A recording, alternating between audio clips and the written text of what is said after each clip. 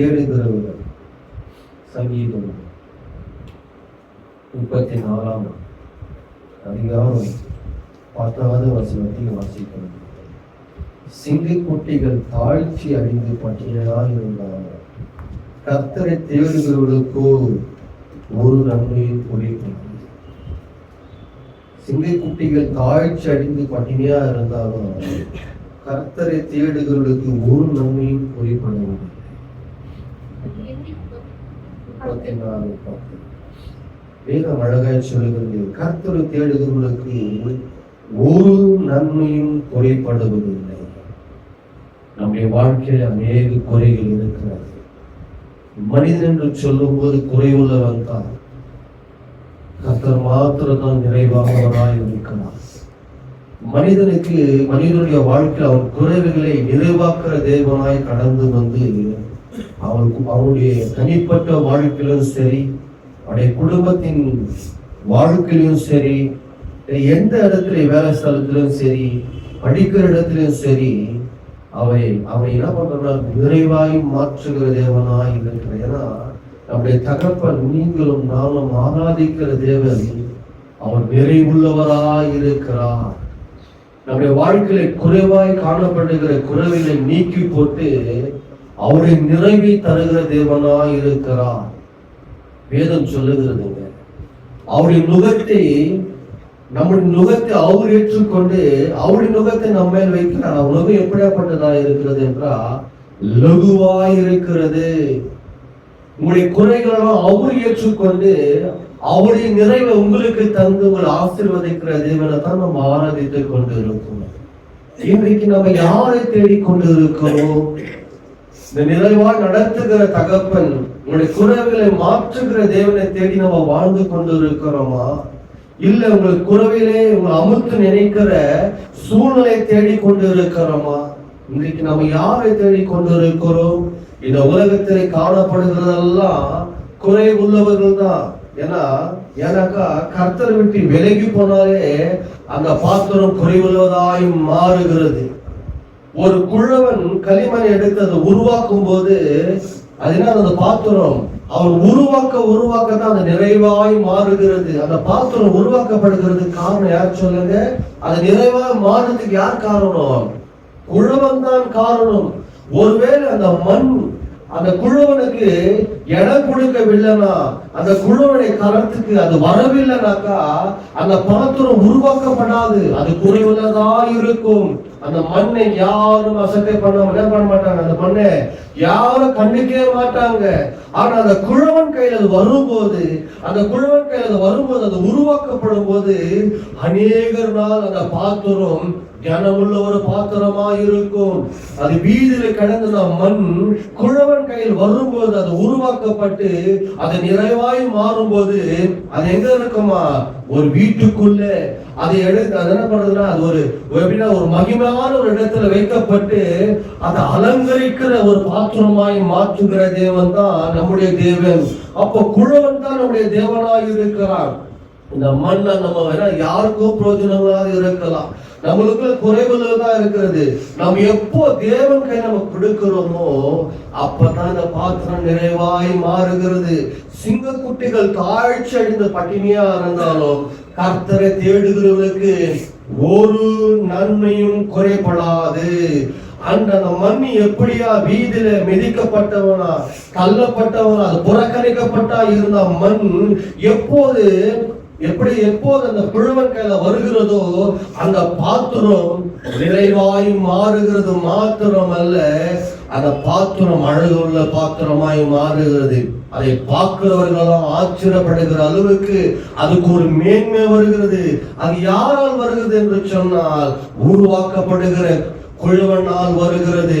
அப்ப நீயும் நானும் தேவ கரத்தினால் உருவாக்கப்பட்ட ஒரு மனிதரான இருக்கிறோம். ஃபர்ஸ்ட் மண்ணால் உருவாக்கப்பட்டு தன் ஜீவ சுவாசத்தை அவன் நிறைவான சுவாசத்தை ஊதி அனுப்பும் போது அவன் ஜீவாத்மா அழிகிறது மாத்திரம் அல்ல, எப்படி இருக்கிறான்? அவன் தேவ சாயலாய் உருவாக்கப்படுகிறவனாய் இருக்கிறான். அப்ப யோசித்து பாருங்க, நீயும் நானும் நம் எதை தேடிக்கொண்டு இருக்கிறோம்? கர்த்தரை மறந்து உலகத்துடைய பாவங்களின் சிற்றுன்பங்களின் இச்சைகளும் தேடி வாழ்ந்து கொண்டிருக்கிறோம். வாலிப பருவத்தில் நம்ம எதை தேடுகிறோம்? இச்சையான காரியங்கள் நம்ம தேடிக்கொண்டு இருக்கிறோம். உலகம் நம்ம கணவரும் மனைவியா மாறும்போது எது தேடிக்கொண்டு இருக்கிறோம்? பிள்ளைகள் எப்படி படிக்க வேண்டும், எப்படி ஆளாக்க வேண்டும், குடும்பத்தை எப்படி நடத்த வேண்டும் என்று சொல்லி அதுக்காகவே பிரயாசப்பட்டு எங்க போனாலும் இப்ப நல்ல ஒரு ஷீட் கிடைக்க சொல்லி எதுக்கோ தேடி தேடி தேடி ஓடிக்கொண்டு இருக்கிறோம். ஆனா தேவன் நம்ம மறந்தபடினால்தான் நம்முடைய வாழ்க்கை குறைவுகள் காணப்படுகிறது. நிறைவான தேவன் நம்ம தேடும் போதுதான் நம்முடைய வாழ்க்கையில பரிபூர்ணமான ஆசீர்வாதம் இருக்க முடியும். இந்த தேவன் நம்ம மறந்து விட்டு நம்ம யாரை தேடிக்கொண்டு இருக்கிறோம்? மொபைலை தேடுகிறோம், டைம் பார்க்கிறோம். 8 மணியா, 8 மணிக்கு இந்த ப்ரோக்ராம் என்று சொல்லி அதை தேடி காத்து கொண்டு இருக்கிறோம். மொபைலை பார்க்கிறோம், டைம் பார்க்கிறோம். என்ன பண்றோம்? இந்த மனிதர் வர என்று சொன்னாங்க, அந்த இடத்துக்கு போக வேண்டும் என்று சொல்லி தேடி போய் கொண்டு இருக்கிறோம். இப்படித்தான் நம்ம ஏதோ தேடி வாழ்ந்து கொண்டு இருக்கிறோம். ஆனா உன்னையும் என்னை சிருஷ்டித்த தேவன் உனக்காக காத்து கொண்டு இருக்கிறாரே. என் பிள்ளை தேடி வராதா? அன்றைக்கு எப்படியா லாசர் மரித்து போயிட்டு அவர் இடத்துல நின்று கொண்டு இருக்கிறார்.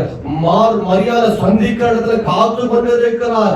என் மகள் தேடி வருவாள், அவளுடைய குறையில மாற்றமடைதான் கடந்து வந்திருக்கிறேன். அவள் என்னை தேடி வரும்போது அவள் குறையில நான் மாற்றி போடுவேன் என்று சொல்லி தகப்பன் காத்து கொண்டு இருக்கிறார். எப்போது மரியாதை தேடி வந்து தேவனுடைய பாதத்தில் விழும்போது என் குறைவுகள் இதுதான்ப்பா, நான் என் சகோதரனை இழந்து போயிருக்கிறேன், இன்றைக்கு ஒன்றுமில்லாத நான் காத்து இருக்கிறேன்ப்பா, நீங்க வந்துட்டீங்கப்பா என்று சொல்லி அவள் குறைவுகளை நிறமான தேவனை தேடி வரும்போது அவள் குறைகள் மாறினது. இன்னைக்கு நம்ம கஷ்டம் இருக்கட்டும், நெருக்கம் இருக்கட்டும், பாடு இருக்கட்டும், நிந்தனை இருக்கட்டும், எதனாலும் இருக்கட்டும், பரவாயில்ல.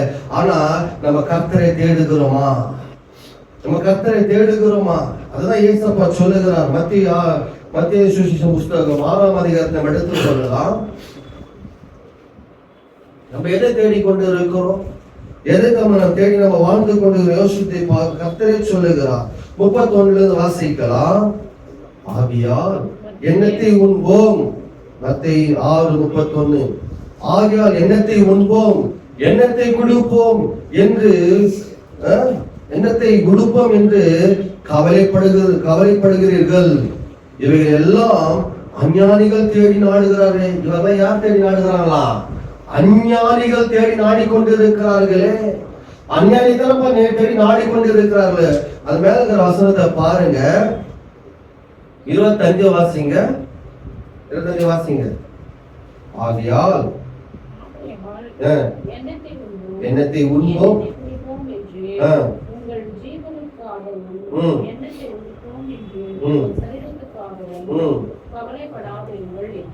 எதுக்காக கவலைப்படாதா? எண்ணத்தை உண்போம், எண்ணத்தை குடிப்போம், உங்கள் சரீரத்துக்காக எண்ணத்தை உடுப்போம் என்று சொல்லி கவலைப்படாது இருங்கள் என்று உங்கள் யாருக்கு சொல்லுங்க? நம்மளை பார்த்து கர்த்தர் சொல்ல, உங்களுக்கு தான் நான் சொல்லுகிறேன். ஆகாரத்தை பார்க்கிறோம் ஜீவனும், உடையை பார்க்கிறோம் சரீரமும் விசேஷித்த அல்லவா? அப்ப உங்களுடைய சரீரம் தேவனுடைய சாயலா இருக்கிறப்ப அது விசேஷித்தமானதா இருக்கிறது அல்லவா? அப்போ உன் சரீரத்துக்காக, உன்னுடைய சிற்றின்பத்துக்காக, உன் சுயநலத்துக்காக இன்றைக்கு நம்ம ஏதோ தேடி ஓடிக்கொண்டு அதான் கர்த்தர் சொல்லுகிறார். இதெல்லாம் வேண்டாம்ப்பா. இதை காட்டிலும் எது நம்மளுக்கு முக்கியமா? அவரை தேடுகிறது தான் நம்மளுக்கு முக்கியம். இதெல்லாம் காட்டிலும் நீங்க விசேஷமான பாத்திரம் அல்லவா? ஒரு அழகான பாத்திரத்தை எடுத்துட்டு போயிட்டு நம்ம எங்கன்னா கீழே வீச முடியுமா? சொல்லுங்க பார்க்கலாம். வீசப்படாது. இன்றைக்கு தேவனுடைய கருத்துல உருவாக்கப்பட்ட நீ சாயல், அவருடைய சாயலாய் உருவாக்கப்பட்ட மனுஷன அது தேவனுடைய கரத்தினால் உருவாக்கப்பட்ட பார்த்து உருவாக்கப்பட்ட பாத்திரம். இந்த பாத்திரம் தேவனுக்கு பிரியமான பாத்திரமாய் மாற வேண்டும். இந்த பாத்திரத்தை கெடுத்துக் கொள்ளும்படி இந்த உலகத்தின் பின்னாடி ஓடிக்கொண்டிருந்தா இந்த பாத்திரம் சின்ன பின்னமாகும்படிதான் கர்த்தர் உனக்கு அறிவிருக்க என்ன சொல்றாருனாக்கா, உங்களுக்கு சொல்லுகிறேன். ஆகியால்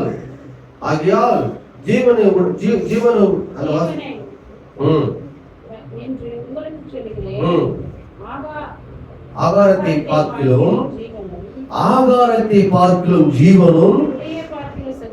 பாருங்க, ஆகாரம் தான் ஜீவன் தான். சாப்பிட்டு நம்ம என்ன பண்ண முடியும்? நம்ம ஜீவிக்க முடியும். நம்ம எது ஆகாரம்? பேதர் சொல்லுகிறார். பேதர் சொல்ற என்ன சொல்றார்? பேதர் சொல்லுங்க, நீங்களும் என்னை விட்டு போக மனதா இருக்கிறீங்களா என்று சொல்லும் போது, ஜீவப்பமே நீங்க தானாப்பா, எங்களை உயிர்ப்பிக்கிற தேவன் நீங்க தானாப்பா, எங்களுக்குள்ள நீங்க வாசம் செய்கிற தேவன் நீங்க தானாப்பா, நீங்க தானப்பா ஜீவா. அப்போ உங்களை விட்டு நாங்கள் யார் இடத்துல போவோம் என்று சொல்லி அவர் சொல்லுகிறதை பார்க்கிறோம். இன்றைக்கு உங்களுடைய ஜீவனுக்காக கர்த்தரிடத்தை தேடி வருகிறோமா? உன் சரீரத்தை பாருங்க, உடைய பார்க்கிறோம். உன் சரீரம் விசேஷித்து அல்லவா? அப்படி இந்த சரீரம் விசேஷமானது. இந்த சரீரம் யாருடையது? தேவனுடைய ஆலயம். இந்த தேவனுடைய ஆலயம் தேவன் உங்களுக்குள்ள வரும்போது இந்த ஒன்றுக்கும் பிரயோஜனம் இல்லாத சரீரம் அது மேன்மையுள்ளதாய் மாறுகிறது, கனப்பட்டதாய் மாறு. அதான் வேதம் சொல்லுகிறது, கர்த்தரை தேடுகிறவர்களுக்கு ஒரு நன்மை குறைபடுகிறது இல்ல. உனக்கு ஞானம் இல்லையா? கர்த்தரை தேடிப்பார். கர்த்தர் உனக்கு ஞானத்தை தந்து விசேஷமாய் எல்லாரும் காட்டிலும் மேன்மை வைப்பார். உன் குடும்பத்தின் சூழ்நிலை மாறணுமா? கர்த்தரை தேடிப்பார். உன் சூழ்நிலை மாறி ஒரு நன்மை குறைபடாதபடி கர்த்தர் எல்லாரையும் பார்க்கிறவனை ஆசீர்வதித்து உன்னை வழிநடத்துகிறதுனால பார்க்க முடியும். இன்றைக்கு எண்ணத்தை நாம் உண்போம், எண்ணத்தை நாம குடிப்போம், எண்ணத்தை நாம உடுப்போம் என்று சொல்லி உன் சரீரத்திற்காக நீ கவலைப்பட்டு கொண்டிருந்தா, உனக்காக ஜீவனை கொடுத்து உனக்காக மரணத்தை ஜெயித்த தேவன் உன் பாவத்தை அவர் சுமந்து, உன் அக்கிரமையும் உன் மீறுதலை சுமந்து நீங்க நல்லா இருக்க வேண்டும் என்று சொல்லி உன் சரீரம் இதோ உன் சரீரத்துக்காக நீ நிர்வாணியா இருக்கக்கூடாது என்று சொல்லி அவர் நிர்வாணியாய் மாறி அவருடைய சரீரத்தை எப்படின்னா ஒரு போர்வை போல, ஒரு வஸ்திரத்தை போல உன்னை கருப்பை பாதுகாக்கும்படி உனக்கு அவர் தன் சிலுவையில் எப்படி தொங்கினாரு? நிர்வாணியா தொங்கினார். இன்றைக்கு இச்சைகள் விழுந்து, பாவமான காரியங்களுக்கு விழுந்து உன் சரீரத்தை நீ விட்டு போட்டு இருக்கிறார். தீட்டான காரியங்களுக்கு விட்டு போட்டு இருக்கிறார். உன் சரீரத்தை என்னத்தை நம்ம உடுப்போம் என்று சொல்லி நீ கவலைப்பட தேவையில்லை. நீ கர்த்தரை தேடும் போது உன் சரீரம் அழகாய் மாறும். உன் குடும்பத்தின் சூழ்நிலை மாறும். உன்னுடைய ஆகாரம் தேவைகள் சந்திக்கப்படும். அதை விட்டுட்டு நம்ம எண்ணத்தை விடும். யார் இதை அஞ்ஞானி தேடி நாடிக்கொண்டு இருக்கிறாங்க? யார் சொல்லு? தேவன் அறியாத பிள்ளைகள் தேடி நாடிக்கொண்டு இருக்கிறாங்க. உன் தேவன் எப்படியாப்பட்டவர் என்று சொல்லி உனக்கு தெரியும். நீ ஆராதிக்கிற தேவன் எப்படியாப்பட்டவர் என்று உங்களுக்கு தெரியும். என்னை ஆசீர்வதிக்கிற தேவன், என்னை உயர்த்துகிற தேவன், என் குறைவுகள் நிறைவாய் மாற்றுகிற தேவன், என் குடும்பத்தை சூழ்நிலை மாற்றி போடுகிற தேவன், என் தேவைகளை சந்தித்து என் கரங்களை பிடித்து எல்லாருக்கும் முன்பதாக என்னை மேன்மைப்படுத்துகிற தேவன் என்று சொல்லி நீங்கள் அறிந்து கொண்டு இருந்தும் இன்றைக்கு அந்த குறைவுகளை தேடி போய் கொண்டிருக்கிறீங்களே. பன்றி எப்படின்னா பரலோகத்தின் தேவன் நோக்கி பார்க்காதபடி பன்றியை போல இன்றைக்கு இந்த உலகத்தை நோக்கி பார்க்கிறபடியால் தான் உன் குறைவுகள் உனக்குள்ள நிறைவாய் கொண்டிருக்கு. எப்படி நிறைவானாக்கா, உன் குறைவே நிறைவாகுது. உன்னை பிரச்சனை உன்னை மேற்கொண்டு கொண்டே இருக்கிறது. உன் நெருக்கம் உன்னை விட விலகாதபடி உன்னை மேற்கொண்டே இருக்கிறது. நீ அமர்ந்து கொண்டே இருக்கிறாய். அதை ஏசப்பா சொல்லுகிறான். நீ யாரை பார்க்கணும்? முதலாவது தேவனுடைய ராஜ்யத்தையும் அவருடைய நீதியும் தேடுங்கள், அப்போது இவைகள் எல்லாம் உங்களுக்கு கூட்டி கொடுக்கப்படும். எவைகள்? உலகத்திலே காணப்படுகிற எல்லா ஆசீர்வாதம் யாருடைய காலத்துல இருக்கிறது? நீ நம்பி இருக்கிற, நீ ஆராதிக்கிற, உன்னை உருவாக்கின தேவனுடைய கரத்தில் அல்லவா இருக்கிறது. இன்றைக்கு நம்ம எங்கோ தேடி போய் கொண்டிருக்கிறோம். அதெல்லாம் மறந்து போயிட்டு இந்த கர்த்தருடைய கரத்தை நீங்க நோக்கி பார்க்கும் போது உங்களுடைய முகம் பிரகாசிக்கும்.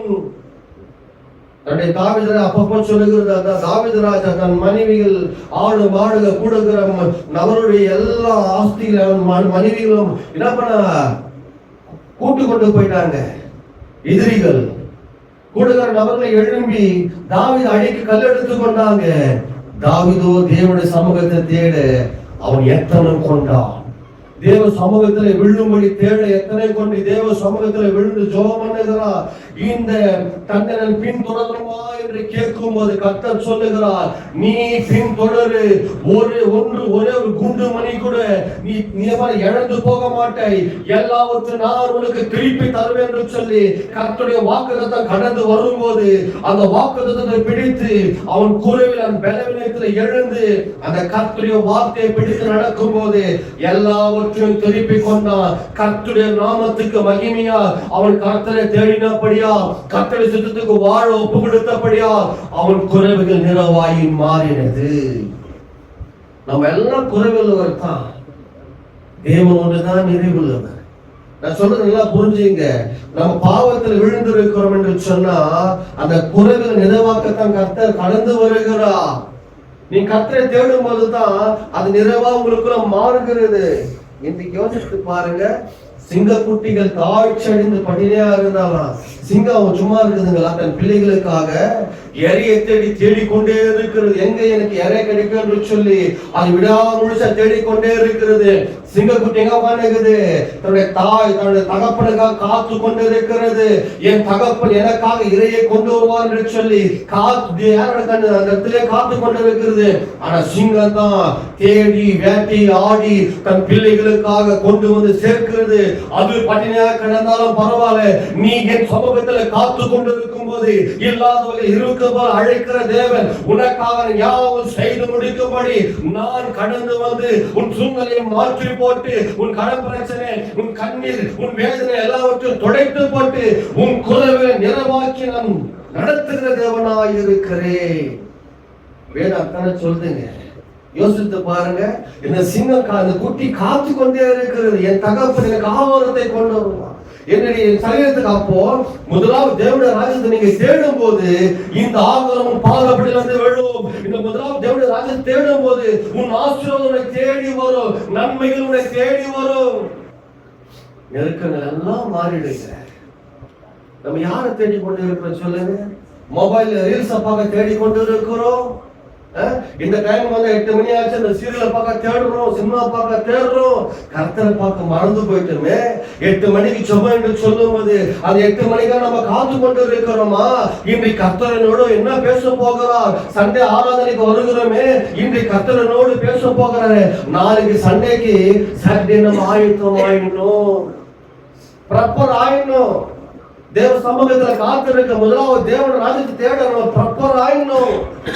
சண்டே எழுந்து நம்ம வேலை செய்யக்கூடாது. தேவ சமூகத்தில் எழுந்து உட்காந்து பிரஷப் ஆயிட்டு தேவ சமூகத்துல காத்துறது. இன்னைக்கு தேட நான் வரோம்ப்பா, நீ என்னோட பேசுவாப்பா, என்னோட என்ன தொடுங்கப்பா, என்னுடைய வாழ்க்கை என் குறைவுகளை மாற்ற நீ கடந்து வந்து நீ என்னோட பேசதான் வேணும்ப்பா என்று சொல்லி மாணவனுக்கு நீண்டோடு தேடி வாஞ்சித்து தவிப்பது போல என் ஆத்துமா உமக்காக காத்திருக்கு தாகமா இருக்குதப்பா. அந்த தாகத்தோடு தேவ சமூகத்தை தேடி வரணும்.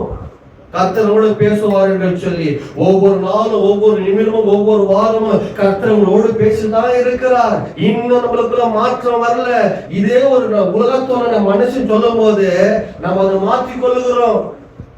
இந்த ட்ரெஸ் நீ இப்படி போடாத, இது ஒரு நல்லா இல்ல, இந்த தலை நீ இப்படி வாராது, இது ஒரு நல்லா இல்ல பண்றோம், நம்ம அப்படியே மாத்திடுறோம். ஆனா கர்த்தர் நீ செய்கிறது பாவம், இதை விட்டு விலகி வா என்று சொல்லும் போது யாவுனுக்குள்ள மாற்றம் வரல. நீ இந்த குறைவுள்ள அந்த மண்ணுக்குள்ள அகப்பட என்ன பண்ண உன்னை விட்டு போட்டு இருக்கிறா. தேவ சமூகத்துல பயம் இருக்குதா? யோசித்து பாருங்க. நம்ம எதுவோ தேடி கொண்டு சொல்றோம். முதலாவது என்ன தேடு? தேவனுடைய ராஜ்யத்தை தேடு. அவர் நீதி என்ன? அவர் நீதினா என்ன சொல்லுங்க? இப்படிதான் நீ வாழணும். நீ பரிசுத்தத்துக்கு அழைக்கப்பட்ட பிள்ளை, அசுத்தத்துக்காக உன்னை அழைக்கலையே. நீ பரிசுத்தமான பிள்ளையாச்சு, அவருடைய கரத்துல உருவாக்கப்பட்ட பிள்ளையாச்சு, மகனாச்சு. அவர் நாமத்துக்கு மகிமையத்தான் உன்னை உருவாக்கினாரு. அவர் ஆராதிக்க மட்டும்தான் உன்னை சிருஷ்டித்தாரு. அவர் எப்போது தொழுது கொள்ள மட்டும்தான் உன்னை சிருஷ்டித்தாரு. அவர் தேட மறந்து போயிட்டு இன்றைக்கு நம்ம எதோ தேடி கொண்டு இருக்கிறோமே. மது குடிக்க தேடி ஓடுறோம், மது கடைக்கு சும்மா ஒரு ஆஃபர் போட்டா போதும் மாலை தேடி ஓடுறோம். நம்ம என்னென்னவோ நம்ம தேடி ஓடிக்கொண்டு இருக்கிறோமே. ஏன்னா கர்த்தரை தேடி நம்ம மறந்துட்டேமே. கர்த்தர் உங்களுக்கு ஆஃபர் தர்றாரு.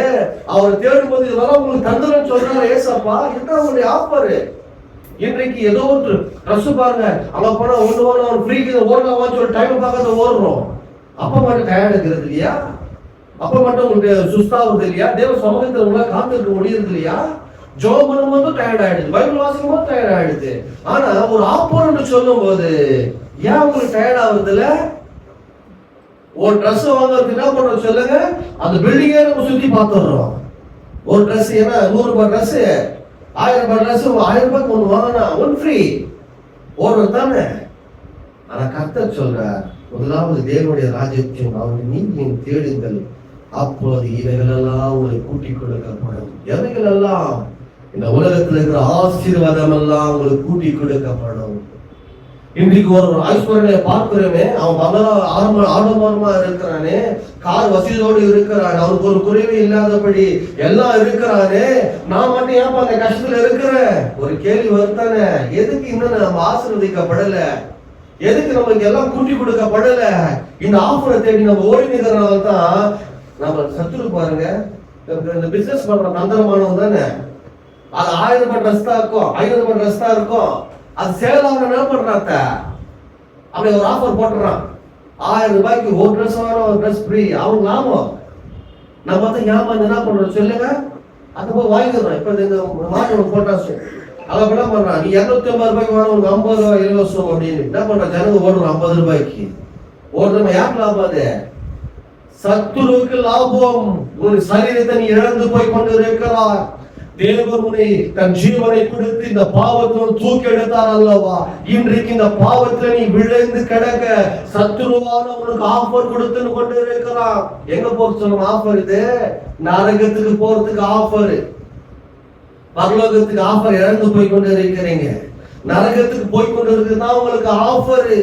ஒரு பெண்ணுக்காக காத்து இருக்கிறோம், ஒரு சகோதரனுக்காக காத்து இருக்கிறோம், ஒரு நண்பருக்காக காத்து இருக்கிறோம், ஒரு ஃபங்க்ஷன் பாருங்க அதுக்காக காத்துக்கொண்டு நாளைக்கு ஃபங்க்ஷன், ஒரு பர்த்டே போட்டு பார்க்கலாம். அந்த பர்த்டே நாளைக்கு பர்த்டே வரும்போது காத்து இருக்கும். டேட் எண்ணிக்கொண்டே இருக்கிறோம். டேட் எண்ணிக்கொண்டே இருக்கிறதுல நீ நரகத்துக்கு போகிறதுக்கு எண்ணிக்கொண்டு இருக்கிறாய் டேட்டு. ஆனா கர்த்தர் சூப்பர் ஆஃபர் கொடுக்குறாரு பாருங்க. என்ன தேடி நீ முதலாவது என் ராஜ்யத்தை நீ தேடு. நீ தேடுறதெல்லாம் உங்க கூட்டி கொடுத்தறாரு. நீ தேடுறதே தேவையில்லை. நீ ஆஃபரை தேடி தேடி ஓடிக்கொண்டு இருக்கிற பாத்தீங்களா? இதெல்லாம் தேவையே இல்லை. நீ என்ன தேடினா உனக்கு பெரிய ஆஃபர் தரேன். அந்த ரங்கத்தில் இருக்கிற ஒரு பொக்கிஷத்தை, மறைபொழியில் இருக்கிற ஒரு புதையை நான் உனக்கு தருவேன். இதுதான் உங்களுக்கு ஆஃபரு. இந்த ஆஃபரை நீங்க விட்டு ஏதோ நம்ம ஆஃபரை தேடி போய் கொண்டு இருக்கிறோமே. சிங்கக்குட்டிகள் உக்காந்தே இருக்குது. அப்பா வந்து பெருசா நம்ம என்ன பண்றாரு, நல்லா விருந்து அடி நல்லா சாப்பிடுற அளவுக்கு கொண்டு வருவான்னு காத்து நிற்குது. அதுக்கு ஏமாற்றம் வரும். ஆனா உன்னுடைய தகப்பன் வாக்கு கொடுத்தா, வாக்கு மாறாத சத்தியமில்லை தேவனாக இருந்து உன் சூழ்நிலையை மாற்றி போட்டு உன்னை ஆசீர்வதிக்க அவருடைய கரவனை விட்டு விலகி போட்டே போட்டார். எல்லா கண்களும் பார்க்கிற அளவுக்கு உனக்கு மேன்மையும் உனக்கு உயர்வும் வந்து கொண்டே இருக்கும். சாலமோன் உத்திரை காட்டிலும் வாசிக்கலாம் அந்த வசனத்தை. 29 வாசிங்க. மத்திய 6ஆம் அதிகாரம் 29 வாசிங்க. என்றாலும் சாலமோன் முதலாம் தன் சர்வ மகிமையிலும் அவைகளில் ஒன்று போலாகிலும் உடுத்திருந்தேன் என்று. இந்த பூவை பார்க்கிற பூவை எப்படி நம்ம ரசிக்கிறோமா இல்லைங்களா? அதை காட்டிலும் சாலமோன் மகிமையான ட்ரெஸ்ஸை கர்த்தர் கொடுத்தார். அவனை அவ்வளோ மேம்படுத்தினார். அவன் யாரை தேடினா? கர்த்தரை தேடினா. தேவ சமூகத்துல காத்து இருக்கும்போது அவன் கடவுள் ஆண்டவர் கடந்து வராரு. கர்த்தர் கடந்து வரும்போது உங்களுக்கு என்ன வேணும்னு கேட்கும்போது அவன் என்ன கேட்கறான்? உங்களுடைய சடங்குகளை நடத்த, பரலோகத்தின் ராஜ்யத்தை கொண்டு போக எனக்கு ஞானம் வேணும்பா. என்ன கேட்கிறான்? பரலோகத்தின் சித்தத்தை செய்ய அவன் ஒப்பு கொடுக்கிறான் சாலமோன். ஆமாங்களா இல்லைங்களா? அவன் ஒப்பு கொடுக்கும் போது என்ன ஆஃபர் என்ன வருது? கர்த்தர் அவனை ஆசீர்வதித்தான். அவன் ஞானத்தை பார்க்கும்படி ராஜாக்களும் ராணிகளும் கடந்து வராங்க. கடந்து வந்து அவனை மேம்படுத்துறார் கர்த்தர். ஆமாங்களா இல்லைங்களா? அவன் எதை தேடினான்? தேவ சுத்தத்தை தேட தன்னை ஒப்பு கொடுத்தான். தேவனுக்கு பிரியமாக வாழ தன்னை ஒப்பு கொடுத்தான். அப்ப இன்றைக்கு நீங்களும் நானும் தேவன் பிரியப்படுத்தும்படி, தேவனுடைய சமூகத்துல காத்திருக்கும்படி, அவர் நேரம் எப்ப வருது என்று காத்து ஓடி அவர் சமூகத்துல காத்து விழுந்து கெடுக்கும்படி நீயும் நானும் ஒப்பு கொடுக்கும் போது இவைகளெல்லாம் உனக்கு கூட்டி கொடுக்கப்படும். இவைகளெல்லாம் உனக்கு கூட்டி கொடுக்கப்படும்.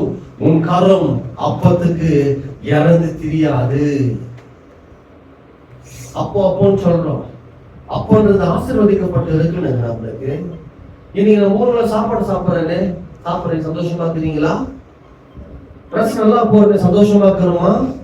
நம்முடைய மேலோட்டம் என்ன பண்ண கொண்டு இருக்கிறோம் சொல்லுங்க. ஆகாரத்தை காட்டிலும் உடைய ஜீவன் விசேஷமானது. உன் ஒளியை காட்டிலும் சரீரம் விசேஷமானது. ஏன்னா அவரு தான் உனக்கு ஜீவனா இருப்பார். அவர் தான் உனக்கு ஜீவன் கொடுத்திருக்கிறார். அவர் தான் உனக்குள்ள வாசம் செய்ய விரும்புகிறார். அவர் உனக்குள்ள வாசம் செய்யும் போதுதான் நீ ஜீவனா இருப்பாய். அவர் உனக்குள்ள வாசம் செய்யவில்லைனாக்கா நீ மறுத்து கூட சடலமாய், யாருக்கும் பிரயோஜனம் இல்லாத சடலமாய் காணப்படுவாய். எப்போது தேவ ஜீவன் உனக்குள்ள கடந்து வருகிறதோ இந்த பாத்திரம் அநேகருக்கு ஆசீர்வதிக்கப்பட்ட பாத்திரமாய் மாறிடும். நீ எப்போது தேவன் பெரியமையில்லாத வாழ உன்னை விட்டு போடுகிறாயோ அப்ப எல்லாருக்கும் நீ புறக்கணிக்கப்பட்ட மகளாய் மகனாய் மாறுகிறாய். யாரும் உன்னை பார்த்து சொன்னாலும் நீ ஒன்றுக்கு உதவாதவன் என்று சொல்லுகிற அளவுக்கு மாறிடுவாய். எப்ப சொல்லுங்க? இந்த ஆகாரத்துக்கு, இந்த துணிக்கும் நீ தேடி ஓடிக்கொண்டிருந்தா தெளிவா சொல்லி நான் முடிக்கிறேன். அதுதான் கர்த்தர் உங்களுக்கு ஆஃபர் கொடுக்கிறார்.